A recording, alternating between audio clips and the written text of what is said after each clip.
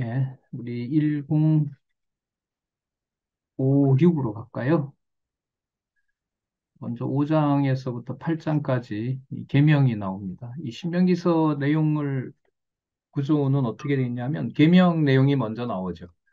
그 다음에 9장에서부터 무슨 내용이 나오냐면 뭐가 나오죠? 율례가 먼저 나와요? 규례가 먼저 나와요? 네, 규례가 먼저 나오죠. 규례가 먼저 나오고요. 그 다음에 율례 내용이 나옵니다. 자, 그렇게 되어 있습니다. 계명, 율례, 규례 이렇게 되어 있죠. 신해선 언약은 그렇지가 않죠. 계명, 뭐가 먼저 나왔죠? 계명 다음에 율례가 먼저 나오고 규례가 나왔죠. 자, 뭐 그 의미에 대해서는 강론에서 좀 밝혔기 때문에 그 부분들은 강론에서 확인해 주시기 바라고요. 자, 보겠습니다. 계명의 내용과 교훈. 음, 자, 새로 태어난 백성들에게 주시는 내용인데, 여기에는, 자, 1066입니다. 1066은, 10계명을 거의 다 설명하고 난 다음에, 어디를 보시냐면, 1066, 밑에서부터 네 번째 줄. 1066, 밑에서부터 네 번째 줄. 이는 후일에 여호와께서 언약 자손인 성도에게 예수 그리스도를 보내셔서 십자가의 죽으심으로 위로 하나님을 사랑하고 이웃을 자기 몸처럼 사랑하심을 통하여 모든 계명을 완전히 이루어 주셔서 성도로 하여금 전능하신 하나님이 언약대로 이루시는 여호와이심을 알고 기억하여 경외하며 섬기게 하여 주실 것을 언약하시는 예표로서의 모형과 그림자이다. 아, 여러분 여기에는 자 어디부터 어디까지 다 나오나요? 복음서 내용 다 들어가는 거 맞습니까? 자, 밑에서 세 번째 줄에 그리스도를 보내셔서 십자가에 죽으심으로 십자가에 죽으시는 내용이 마태복음에만 나오죠. 아, 그건 아시네요. 예, 아, 그건 아시네. 마가복음에도 나와요? 아, 진짜요? 예. 천안영 원사님 마가복음 몇 장 몇 절에 나오는데 예수님 죽는 내용? 예, 잠 좀 깨자고 한 거예요. 죄송합니다. 자, 이 예수님께서 십자가에 죽으심으로 내용은 뭐가 다 들어가요? 복음서 다죠? 마태, 마가, 누가, 요한 다 들어가요. 그 다음에 성도로 하여금 전능하신 하나님이 언약대로 이루시는 여호와이심을 알고 기억하며 경외케 하는 것은 교회 설립에만 나오나요? 승리까지 다 나오나요? 그러면 이거 전부 무슨 내용이에요? 뭘 다 보세요 이 말이에요? 예. 마태복음부터 계시록 다 보세요 이 내용이에요. 그럼 제가 심하게 얘기한 건가요? 아니면 맞나요 이게? 그 대답은 해주세요. 맞아요? 예. 근데 우리는 20년 혹은 30년, 40년 동안 뻔뻔하게, 너무나 뻔뻔하게, 너무나 많이 안 했던 거예요. 그래서 이렇게 아쉬움이 남으시는 거예요. 여러분, 대학으로 보면 이사가 되시거나 다 이 총장이 되셔야 될 이 노장로 권사님들께서 아직도 복문에 못 말르셔가지고 하기사 뭐 만나는 40년 동안 죽을 때까지 먹는 거지 언제 먹고 그건 아니죠. 하지만 구약에 이렇게 신약에도 그렇지만 성도들이 성숙하면서 그 교회 연륜에서 말씀을 권하는 그 깊이나 무게, 예를 들면 요한 1, 2, 3, 4 같은 경우에 나이 많은 장로가 이렇게 시작하잖아요. 그러니까 하나님 경외하기를 바라는 마음에서 그렇게 하는 걸로 보면 자, 어쨌든 좀 너무 나갔네. 다시 돌아오면 이 1066페이지 10계명 10가지에 대한 호렙산 언약의 재교육은 어디 내용들에 다 모두 성취한 내용이다. 예, 마태복음부터 계시록을 다 보셔야 됩니다. 자, 좀 좁혀서 한번 볼까요? 그럼 율법의 대강령이 누구를 사랑하는 것과 누구 사랑하는 것을 구분하지 않죠? 예, 하나님 사랑하는 것과 이웃 사랑하는 것을 구분하지 않죠? 그걸 이루시는 내용이 요즘 여러분 우리 열심히 공부하고 있고 꼼꼼하게 보는 고린도 후서와 지난 시간에 혹시 강의 들으셨는지 모르지만 성령의 9가지 열매가 하나로 통일되어 있고 여호와 하나님께서 하신다는 강의 저도 제가 말하면서도 좀 많이 놀라면서 강의를 드렸는데 어쨌든 하나님 사랑과 이웃 사랑에 대한 어, 이루시는 하나님의 그 능력 그걸 우리 신약 성경에서 지금 구체적으로 확인하고 있습니다. 자, 그 부분만 한번 볼게요. 내 마음을 다하고 목숨을 다하고 뜻을 다하여 주 너의 하나님을 사랑하라. 그리고 내 이웃을 내 몸과 같이 사랑하라. 이걸 이제 이루시면서 율법의 강령이다. 이게 율법의 핵심이다. 이렇게 얘기하신 내용이 있죠. 마태복음 어디에 나오냐면요. 마태복음 22장 36절에 나와요. 자, 거기다 메모해 놓으시면 해 놓으시고 나중에 찾으시기 바랍니다. 마태복음 2장 36절에서부터 40절. 그 다음에 병행구절인데요. 똑같은 말씀인데, 물론 표현은 조금 다르게 나와 있습니다. 누가복음 10장 27절입니다. 누가복음 10장 27절을 한번 읽어볼게요. 대답하여 가로되 내 마음을 다하며 목숨을 다하며 힘을 다하여 뜻을 다하여 주 너의 하나님을 사랑하고 또한 내 이웃을 내 몸과 같이 사랑하라 하였나이다. 여러분 혹시 로마서 12장에서부터 그 칭의의 복음으로 양육 있잖아요. 그 부분에서 보면 로마서 12장 이후에 신령한 예배 생활에서 16장 빼고 16장은 이제 그 안부하면서 창세전 얘기가 나오고요. 13, 14, 15 이 내용들이 약자를 위한다라는 말씀이 나올까요? 안 나올까요? 나오죠? 그게 칭의의 복음에서부터 약자를 위한 복음을 말씀하시는 것은 예수님께서 마태복음과 아까 누가복음에서 예언한 내용들을 성취하는 내용입니다. 그렇게 참조하시면 좀 더 구체적으로 좁혀 들어가서 이제 살펴볼 수가 있는 거죠. 어쨌든 어, 근래 처음 들어오신 분들이 있고 한데 중간중간에 우리도 확인할 겸 말씀을 드릴게요. 지금 하는 공부는요. 성경 어떤 개념 하나 속에 또 한 구절 속에 뭐가 다 들어갔다? 성경 전체가 다 들어가고 있습니다. 그래서 어디를 보시든 예수 그리스도에 대한 언약을 구약에서 확인할 수 있고 그게 신약에서 이렇게 성취된 겁니다라고 저자가 안내해주고 이게 성경을 하나님의 계시로 공부하는 방법입니다라고 안내해 주는 거예요. 자, 그렇게 따라서 공부하셔야 되고 우리에게 그렇게 야심이 많이 남는 성경 본문에 대한 내용을 주신 귀와 눈을 가지고 더 이제 많이 보시기를 바라는 마음입니다. 자, 그 다음 볼게요. 6장에 율법을 주신 목적이 나오고요. 여기는 없는 것 같아요. 7장 율법 지킬 이유, 여호와 경외하는 거겠죠. 그 다음에 8장 백성이 삼가할 일, 여호와를 경외하니까 삼가하는 일을 말씀하시는 거고요. 그 다음에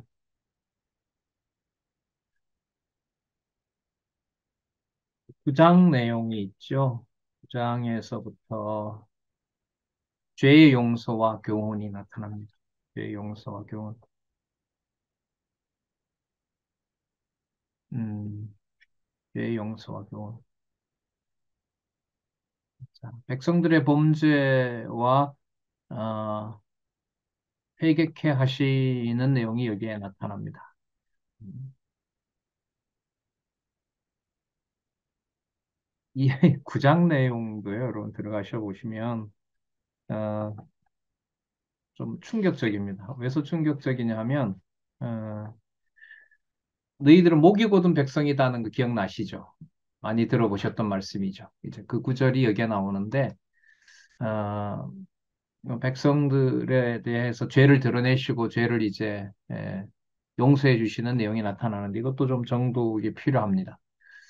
어, 그 다음에 음, 백성들의 범죄한 내용과 하나님의 용서가 나오고요. 11장 내용이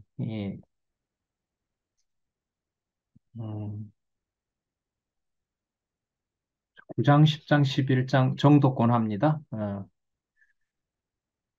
목적은 여러분 성경 강론의 목적하고 일치됩니다. 누구를 섬기며 경외하게 하신다?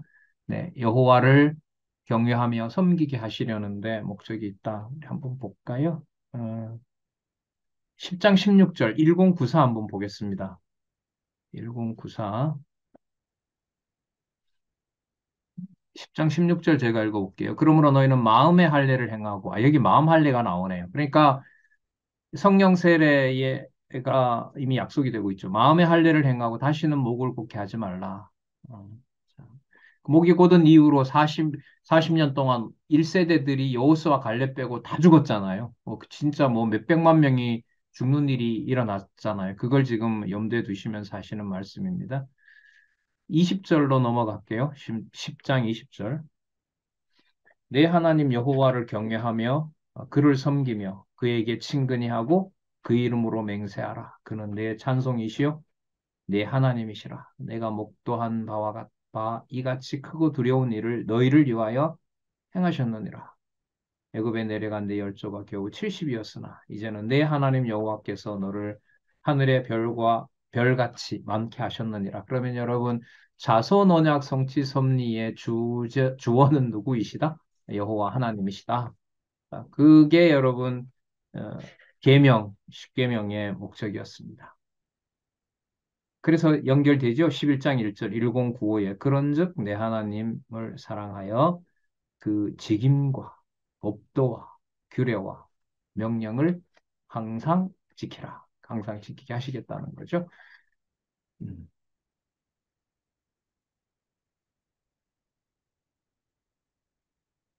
이 구절도 여러분 많이들 아시죠? 11장 18절 볼까요? 어, 많이 인용하는 구절인데 이제 가정교회를 염두에 두시면서 11장 18절 이러므로 너희는 나의 이 말을 너희 마음과 뜻에 두고 또 그것으로 너희 손목에 매어 기호를 삼고 너희 미간에 붙여 표를 삼으며 지금도 이스라엘 백성들 하고 있죠.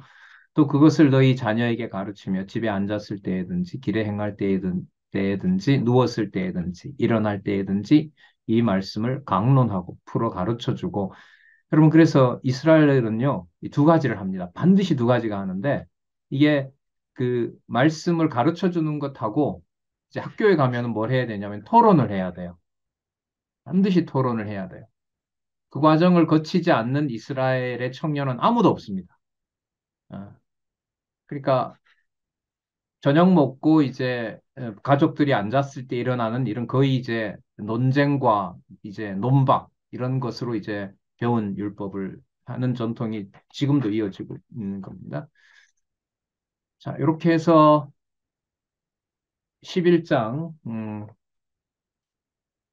계명에 대하여 교훈하는 내용 5장에서부터 11장까지를 마쳤고요. 3권 보겠습니다. 3권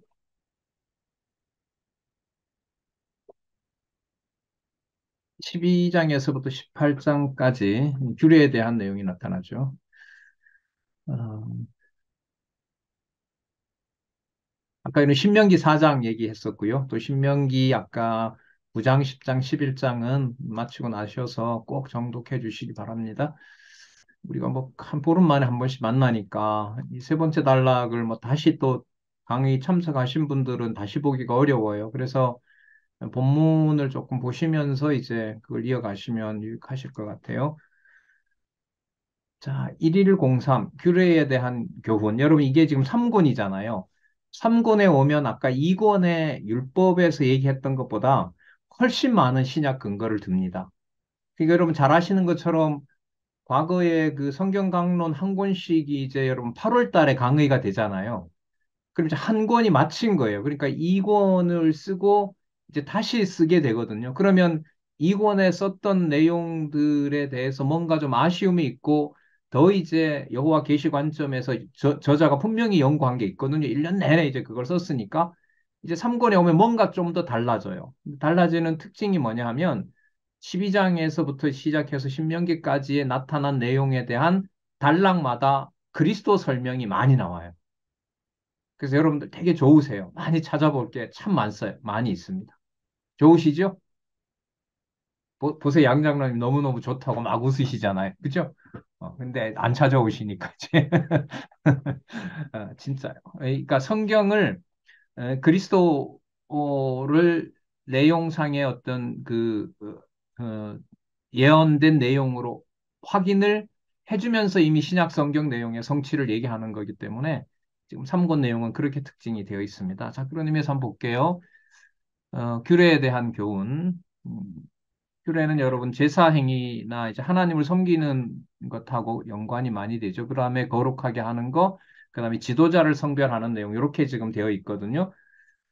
자, 그러면 하나님 섬기는 거, 그 다음에 백성을 성별하는 거, 지도자를 성별하는 이것 중심으로 되어 있다면 성도들의 뭐와 직결이 되겠어요? 거룩한 생활하고 연결이 바로 되겠죠.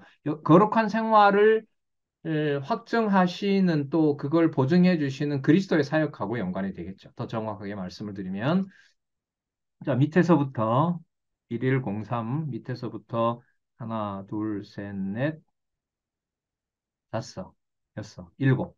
예, 이러한 규례는 택한 백성을 대신하여 여호와 하나님을 온전히 섬기시고 죄인으로 하여금 구별된 거룩한 백성이 되게 하시는 예수 그리스도에 대한 예표로서의 모형과 그림자다. 거룩한 백성 되게 하시는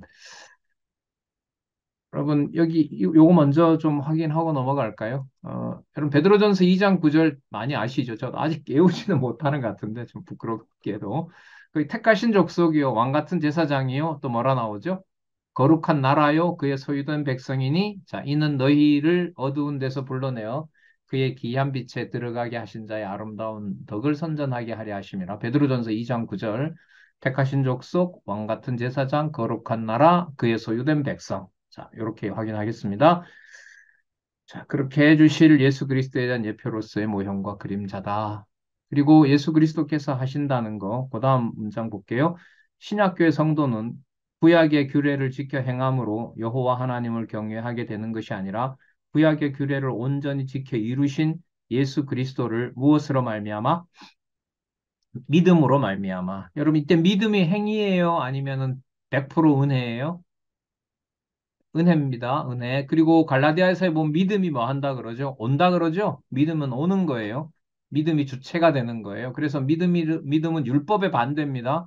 인간의와 반대예요. 그러면 믿음으로 말미암는다는 것은 전적으로 누구의 통치와 지배와 은혜로 이루어지는 거냐면 주 예수 그리스도의 통치와 지배와 은혜로 이루어진다는 겁니다.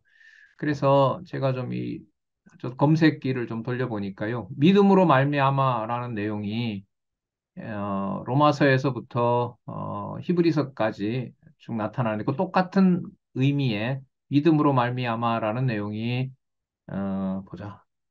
18번 나오네요. 어, 자, 여러분 대한성서공회 잘 이용하고 계세요? 예, 뭐 쉽죠? 좀 이용하기도 하고 그 관주도 너무나 잘 해놔가지고요. 진짜 성경 공부하기 좋아요. 예. 저런 것까지 전산화를 다 해놨구나. 해서 그 스마트폰은 여러분 비용을 내야 되고요. 그리고 컴퓨터에 그 인터넷 사이트에 들어가는 것은 아마 안 내도 될 거예요. 로그인 안 해도 아마 검색은 할 수 있으니까요. 많이 활용하시기 바랍니다. 그러니까 나온 김에 말씀드리면 이제까지 관련된 성경 구절을 찾아놓은 게 관주인데 그걸 성경 신학에서 이제 저는 다 완결했다고 보거든요. 음. 이제는 그게 여러분 다 이게 인공지능으로 돌리기 때문에 과거에 해놓았던 그런 사람이 했던 작업들이 별 의미가 없어졌어요. 전부 다 이제 인공지능이 해요. 정확하게 몇 단어 이렇게 다 찾아내기 때문에 이제 그런 데이터들이 이제 그런 시대에 우리가 살고 있거든요. 근데 문제는 유사한 구절이 신명기에 나오고 계시록에 나왔다고 해요. 그럼 두 가지 여기 나오고 여기 나온다고 했을 때 그 다음에 할 말이 있을까요? 없을까요? 전체 구조를 모르면. 할 말이 없는 거, 거기도 나오고 거기도 나와. 이게 나중에 그리스도하고 연결돼. 이렇게 끝나는 거예요. 그렇게 된다고 해서 바로 연결시키면 여호와 계시로 가느냐? 그렇지 않다는 거예요. 그러면 어떤 틀 속에 있으면 이게 가능해요? 아, 이 구절이 신명기의 내용이 히브리서에 나왔는데 히브리서 내용은 그리스도의 대제사장직이 아론 제사장보다 우월하다는 거야. 그런데 그 우월하다는 게 이게 교회를 무장시키기 위한 것이고 그리스도가 대제사장 되시고 오직 그만 바라보게 하고 그가 대장 되셔서 모든 걸 섭리하신다는 거야. 이렇게 연결이 됐을 때, 아, 여호와께서 이미 신명기에 약속하신 대로 이렇게 연결이 된단 말이죠. 거기에 이제 성경 본문이 철저하면 연결시키는 내용이 어떤 인간들이 사용하는 보편적인 언어보다가 어디 개념들이 더 많이 연결이 될까요? 성경 개념이 많이 연결이 되겠죠. 그럴 때 여러분 그 이제 관주를 소개해 주는 내용들이 유익한 거죠. 예. 그러니까 틀 없이는 본문의 어떤 구조를 여호와 계시의 관점에서 설명하고 성경이 절대적 하나님의 말씀이다라는 걸 논증해 가기는 어려워요. 자, 이게요. 믿음으로 말미암아라고 하는 것은요. 성경의 핵심 개념이다. 이렇게 놓으시면 돼요. 제일 먼저 나오는 게 여러분 어디에 있을까요? 믿음으로 말미암아 살리라. 오직 의인은 믿음으로 말미암아 살리라. 믿음으로 말미암는 의인만 살리라. 몇 장 몇 절요? 로마서 1장 17절. 예. 그리고 제가 찾은 데는요. 베드로전서 1장 5절이 검색기가 알려주는 어, 마지막 내용이네요. 베드로전서 1장 5절. 너희가 말세에 나타내기로 예비하신 구원을 얻기 위하여 무엇으로 말미암아? 믿음으로 말미암아 하나님의 능력으로 보호함을 입었나니. 그럼 믿음은 내가 하고 하나님 능력이 보호하고일까요? 아닌 거죠. 믿음은 전적으로 은혜로 말미암은 거기 때문에 그 믿음으로 하나님이 그 믿음에 하나님의 능력을 드러내신다. 이렇게 보시면 되겠습니다. 12장 1절에서부터 14장 2절 하나님을 섬기는 규례를 한번 볼게요.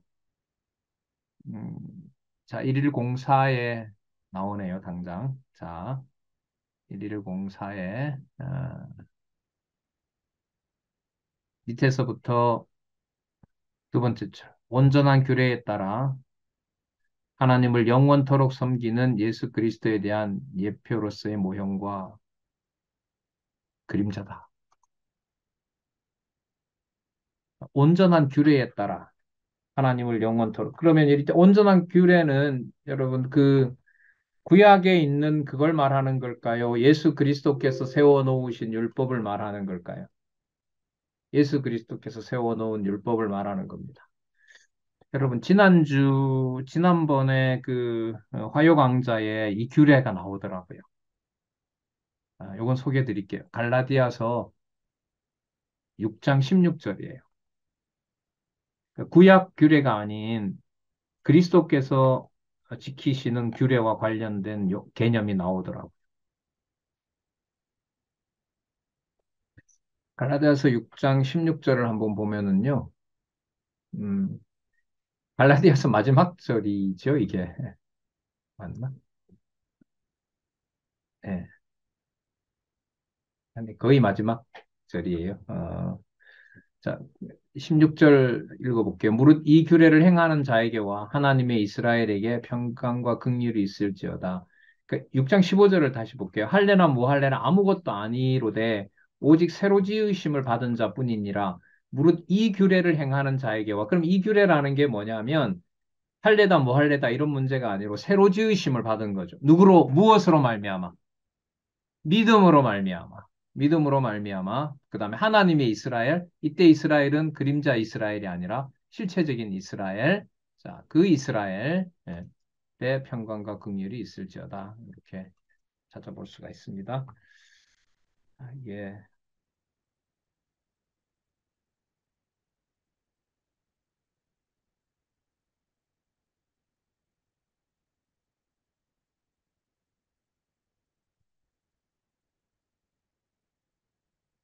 음, 3권에 달라진 특징이 등장하죠. 여기 보면. 매 단락마다 누구 소개를 많이 해요? 예. 그리스도 소개를 많이 하고 있죠. 거의 그래요. 이 3권의 특징은 많이 찾아보시는 어, 행복이 큽니다. 자, 그래요. 그 다음에 12장 내용 중에서 또 나오죠. 11105 1105페이지에 제일 윗줄부터 이러한 규례는 예수 그리스도께서 십자가에 죽으시기로 택하신 곳, 곧 골고다에서 스스로의 몸을 영원한 제물로 드려 하나님을 섬기실 것에 대한 예표로서의 모형과 그림자다. 그러면 이제 두 가지만 찾았지만 이제 우리가 확인할 수 있는 건 누구에 대한 예언이다라는 걸 확인해 주냐면 예수 그리스도에 대한 예언이다. 예수님 얘기하신 대로 모세율법과 선지자의 글과 어디에서 시편에서 나를 가리켜 기록한 것이 모두 이루어져야 하리라 하시고 자, 그들의 마음을 열어 가르치시는데 내가 죽었다가 부활하는 것이 바로 모세의 율법에 기록되어 있다. 그럼 지금 강론집의 이 주석가는 어떻게 하고 있어요? 이게 바로 골고다에서 스스로 몸을 영원한 제물로 드렸다. 뭐 성경하고 너무 일치하는 거죠. 자, 여기 성경 구절 혹시 찾아오신 분 있어요? 없어요? 음, 히브리서 10장 14절 한번 볼까요?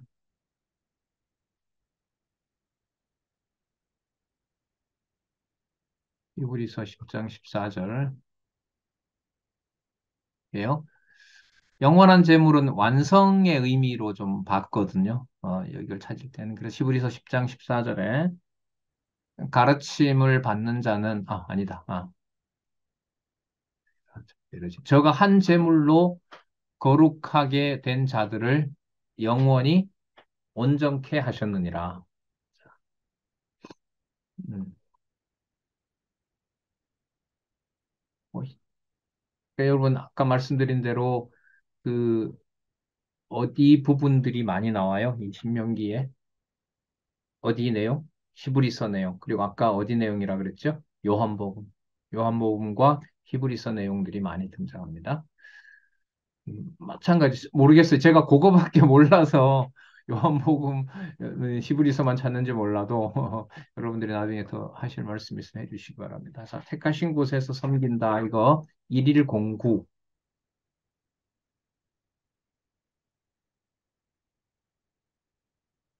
1.109 가시면 음, 신약 신학적 해석을 많이 하고 있습니다. 그러니까 13권의 여러분 특징이 앞부분의 율법도 여러분 그리스도 예표인데 본문의 끝에서 많이 소개했어요, 안 했어요? 하지 않았죠, 아까 12권에서는. 그럼 13권에서는 계속해서 이 설명마다 뭘 소개를 해요? 그리스도를. 그러니까 12권 쓰면서 이 부분을 이제 저자는 13권에서 이렇게 좀 다시 보강하는 거예요. 이게 나중에 이제 한 틀을 만드는데 지금 말하는 몇 번째 단락으로 가서 이게 구성이 돼요? 세 번째 단락으로 가서 구성이 되는 거예요. 예. 자, 그다음 그래서 한번 볼까요? 1.109에 우상을 멸하고 택하신 곳에서 하나님을 섬기라 명함. 이게 이제 14절인데 거기에 보시면 1.109 밑에서부터 첫 번째 단락 밑에서부터 하나, 둘, 셋, 넷, 다섯 번째죠. 이는 여호와 하나님께서 이스라엘 자손을 이방인과 구별되게 해서 여호와 하나님을 경외하는 거룩한 백성으로 삼기 위한 것이다. 이러한 규례는 결국 예수 그리스도께서 드리시는 영원한 제사에 대한 예표로서의 모형과 그림자이다. 여러분, 히브리서에서 가장 많이 소개됐던 구절 몇 장 몇 절이라고 그랬죠? 히브리서 9장 12절요. 맞죠? 히브리서 9장 12절 꼭 염두에 두시기 바랍니다. 음, 자, 히브리서 9장 11절부터 12절까지 제가 한번 읽어볼게요. 그리스도께서 장래 좋은 일의 제사장으로 오사, 자, 제사장으로 오셨어요. 손으로 짓지 아니한 곧 이 창조에 속하지 아니한 더 크고 온전한 장막으로 말미암아 장막을 통해서요. 자, 성전 나왔어요. 자, 9장 12절 염소와 송아지의 피로 아니하고 오직 자기 피로 영원한 속죄를 이루사 단번에 성소에 들어가셨느니라. 제사장, 성전, 제물 얘기가 다 나오는 게 여러분 히브리서 9장 11절, 12절이에요. 이거 진짜 꼭 염두에 두시고요. 꼭 늘 체크하시기 바랍니다. 자, 여러분 그러니까 히브리서 9장 11절, 12절이 자, 보시면요. 신약 성경 내에서 그리스도의 죽음과 관련해서 직임에 나타난 제사직, 그 다음에 신분과 관련된 무슨 신분으로 가는 과정? 높으신 신분으로 가는 과정. 누가복음에 나타난 무슨 사역? 대속사역, 죽음과 관련해서. 요한복음에 누구에게 가시는 과정? 아버지께 가는 과정에 나타난 모든 죽음의 내용들이 신약성경 일단 내로 보면 어디에 그 구절들이 딱 확정되어 있다? 히브리서 9장 몇 절 몇 절? 11절에서부터 12절의 내용에 딱 들어있는 거예요. 자, 그러면 히브리서 9장 11절과 12절이 신약 내에서 보면 뭘 다 담고 있어요? 일단은 마태, 마가, 누가, 요한을 다 담고 있어요. 맞죠? 그 다음에 뭐도 담아요? 신해산 율법 중에 신해산 언약도 담고 있어요. 그 다음에 어디? 반복인 호렙산 언약도 담고 있어요. 어떤 내용 속에? 히브리서 9장 11절에서부터 12절까지 내용 속에. 여러분, 그럼 이렇게 말해도 되나요? 너무 심한 건가요? 과장인가요? 여러분들과 제가 성경 한 구절을 깨달았다는 것은, 깨닫게 하셨다는 것은 성경 전체 계시와 연관시키시는 사역을 하시는 거다. 성령이 오시면 뭘 한다 그랬죠? 뭐 하게 하신다고 했죠? 생각나게 하신다고 했잖아요. 그죠? 기도도 탄식하시고 계시고 있고. 그래서 여러분, 성경 구절 한 구절을 성령께서 바르게 깨닫게 하시는 역사는 너무너무 큰 역사입니다. 이 지상에서. 아직도 여러분, 성경을 볼 수 있는 민족으로 지금 세대에 살고 있다는 것은 너무너무 다행스럽죠. 음.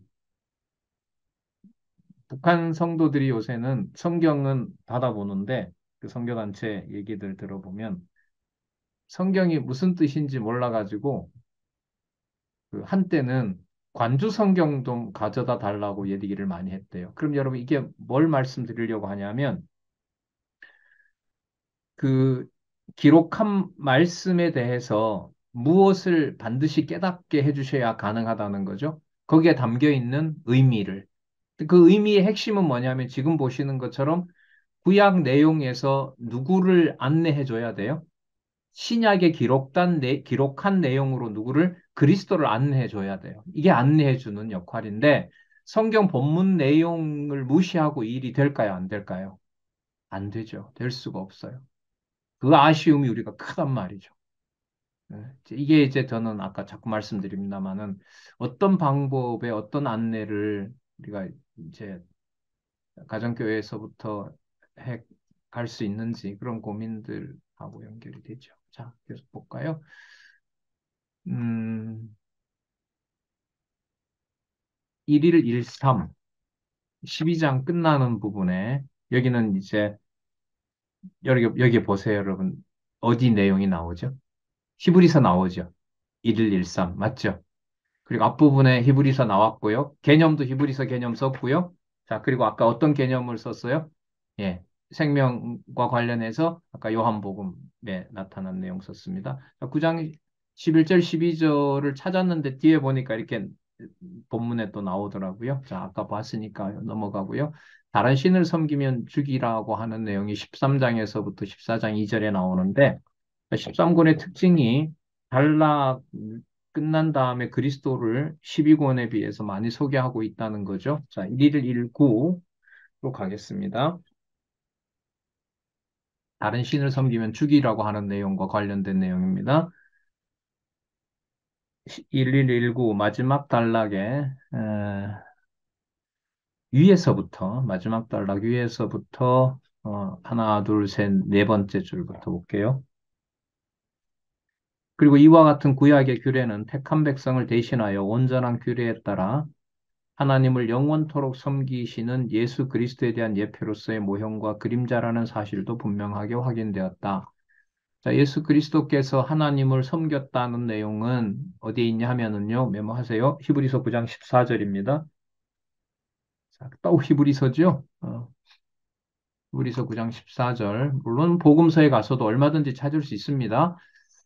자, 히브리서 9장 14절 제가 읽어볼게요. 하물며 영원하신 성령으로 말미암아 흠없는 자기를 하나님께 드린 그리스도의 피가 어찌 너희 양심으로 죽은 행실에서 깨끗하게 하고 살아계신 하나님을 섬기게 못하겠느냐. 이 말은 그리스도께서 영원하신 성령으로 흠없는 자기를 하나님께 어떻게 딱 드리면서 하나님을 뭐 했다? 섬겼다는 거죠. 그리고 그게 성도들도 하나님을 섬기게 해주신다. 자, 그러므로 본문입니다. 강론집. 그러므로 신약교회 성도는 스스로가 하나님을 섬기며 사는 것이 아니라 예수 그리스도께서 영원한 대사장이 되셔서 성도를 대신하여 영원토록 섬겨주시는 공로에 의하여 하나님 여호와를 섬기는 자가 되어 사는 것이다. 그럼 영원한 영원토록이라고 했을 때 이 영원이 자꾸 나오는 이유는 뭘까요?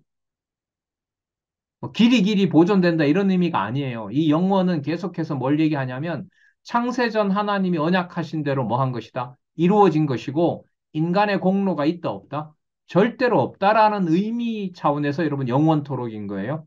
길이 길이 보존되고 시간이 길어지고 이런 의미로 쓴 게 아니에요. 지금 여기서는.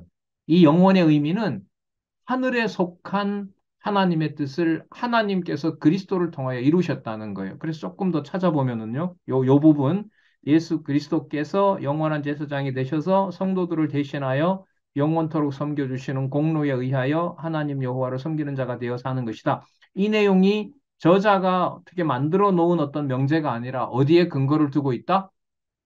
성경에 근거를 두고 있다. 자, 그래서 뭐 메모하시면서 보시기 바랍니다. 뭐 굉장히 많아요, 이게. 히브리서 2장 17절부터 히브리서 9장 11절까지 제가 찾아온 건요. 다 말씀드릴까요? 예, 히브리서 2장 7절 좀 빠르게 말할게요. 나중에 확인해 주시기 바랍니다. 히브리서 2장 17절, 3장 1절, 4장 14절에서부터 15절, 5장 5절, 5장 10절, 6장 20절, 7장 26절, 27절, 8장 1절, 9장 11절. 다시요. 2장 17절, 3장 1절, 4장 14절, 15절, 5장 5절. 그 다음에 5장 10절, 6장 20절, 7장 26절, 27절, 8장 1절, 9장 11절. 자, 이 내용들은 대제사장이 되셨다는 내용이 이렇게 많이 나와요. 개념으로만 보더라도 이러니까 여러분 다시 오늘 말씀드리면 요한복음과 히브리서를 오늘 두 시간 동안 여러분들과 공부한 내용을 신약에서 확인하려면 요한복음, 적어도 여러분 요한복음 아까 몇 장 몇 절이 생명과 관련된 거라 그랬죠? 요한복음 6장에서부터 7장, 그리고 히브리서 내용. 히브리서 내용 앞으로 여러분 이 신명기 나가야 되니까 다음 그 수업할 때까지 히브리서 내용을 한 두 번에서 세 번 정도 읽는 걸로 여러분들과 좀 약속을 하죠. 예. 그렇게 해서 히브리서 전체 내용을 통해서 이제 이 호렙산 언약 재교육이 어떻게 그리스도와 연관되는지 예. 음, 예. 오늘 여기까지 하고요. 여러분들 질문이나 또 추가해서 말씀해 주실 거 있는지 좀 듣도록 그렇게 하겠습니다.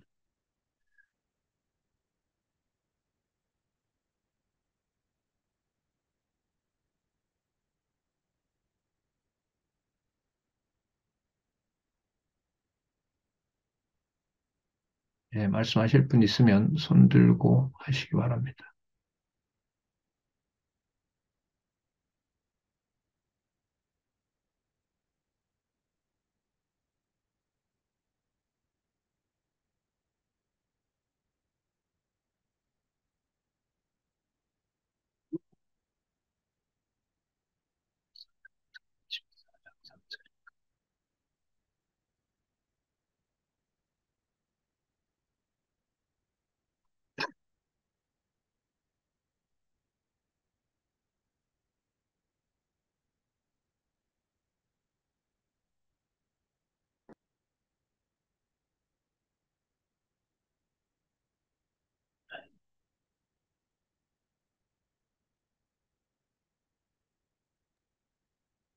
아무도, 아무도 안 하셔서 또 제가 하겠습니다.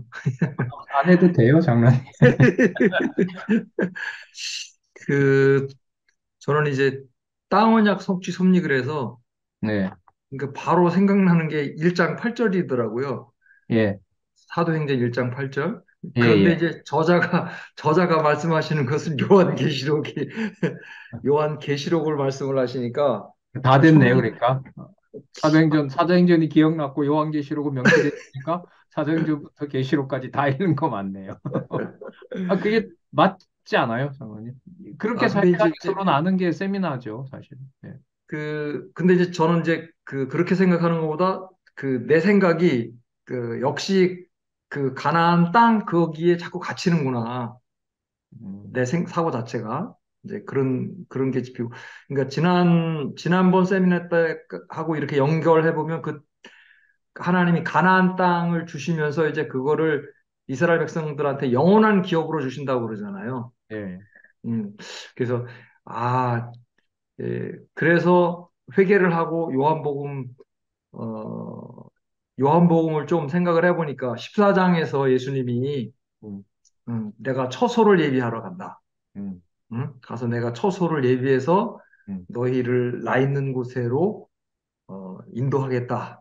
하, 예, 이러니까 이게 어, 근데 이제 또 중요한 거는 그러면서 이렇게 이제 깨닫게 되는 게 역시 성경 본문 자체에 머물러서는 이게 한계가 있다. 음, 한계가 있고, 어, 이렇게 진짜 구조적으로 보고, 이 전체적으로 보는 것이 얼마나 그 성경 원 저자 성령께서 기록하신 목적으로 안내를 해주는 중요한 역할을 하는지, 아주 그렇게 절감하는 그런 시간이 되었습니다. 그렇죠. 구조 내에 몇 장 몇 절 하고요. 그냥 몇 장 몇 절은 진짜 천국과 지옥 차이라고 생각을 합니다. 음, 성경계로는 구조가 바탕이 안 되면은 이 공부가 의미가 없죠. 그리고 구조 의미가 크다는 말은 결국 뭘 확인하면서 간다는 말하고 똑같죠. 본문의 맥락을 본문, 보면서 가는 것하고 똑같은 거죠. 예, 예. 또 다른 말씀해 주시죠. 음,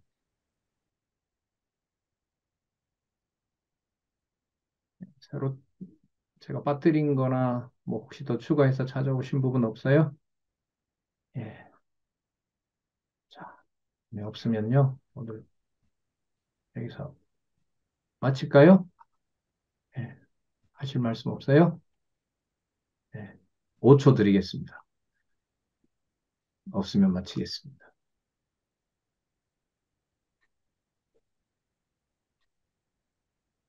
네, 기도하겠습니다. 하나님 감사합니다. 진리의 말씀 아래 저희들 다시 또 머물게 하시며 이스라엘 백성들이 진을 치고 신의 산에 역사하신 하나님의 능력의 영광을 보게 하신 것처럼 잠시 저희들이 살펴보게 된 또 귀한 말씀에서 하나님의 능력의 영광을 간절히 사모하게 되었습니다. 깨닫게 해주시고 안내해 주시고 밝혀 주시기를 간절히 소원합니다. 그리고 일상사가 진리의 말씀 아래 진리의 말씀으로 살아가는 지혜롭고 명철 있는 하나님 자녀로 살아가기를 간절히 소원합니다. 밤시간 하나님께서 평안으로 인도해 주시기를 바라오며 예수님의 이름으로 기도드렸습니다. 아멘. 네, 수고하셨습니다.